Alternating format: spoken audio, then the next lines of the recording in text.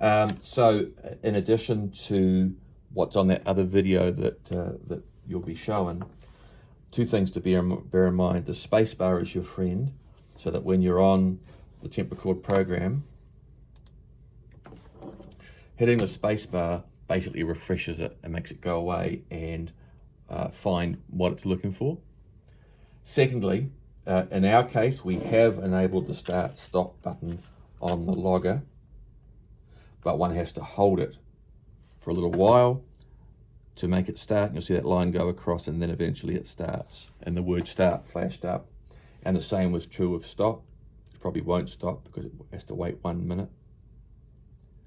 But when you go to reuse the logger, it's a good idea to put it back in. We're going to have to wait a minute now.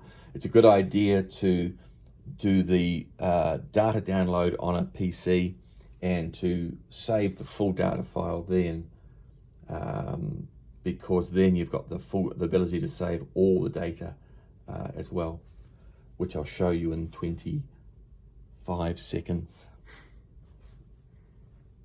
It has a 1 minute delay. That's the minimum start time. So once you start logging, it will count down 1 minute before it starts logging. So just be aware of that. Build in an extra minute for that. Dum-de-doo, 5, 4, 3, 2, 1. Okay, so the logging's finished. If we plug it in again and we hit the space bar, we see that it checks for logger and it will read the data that's on it. It's only taken one sample, which is not surprising. So what we want to do, let's say you wanted to print a report from that straight away. If you hover over the save report to PDF, that's a good place to start. And then go save to PDF. That will produce the world's most boring graph, because it will only have one. I won't call it test 2, there we go. It will produce a graph with one data point, which won't be a very useful graph. If we go to the desktop, we see test 2. And we see a report showing statistical data, and it won't show a graph because it's only one sample. But that's how it will work. Now, when you want to reuse the logger, it's a good idea to do that from software. Oh, in this case, it's still logging, so we're going to have to stop it first. We normally would have stopped it using the button here. But for now, I'm going to go File, Stop Logger. Do you wish to stop the logger? Yes. Okay, now 3 samples have been taken. So if we look at the graph now, if we look at that due to PDF, we'll call that one test 3. Go to the desktop, test 3 is down there. Statistics. And this file was damaged. Okay, I pulled it too quickly, but yeah, you get the idea. That's what you would do. Now, to reuse the logger, we go back to the software and we go reuse logger.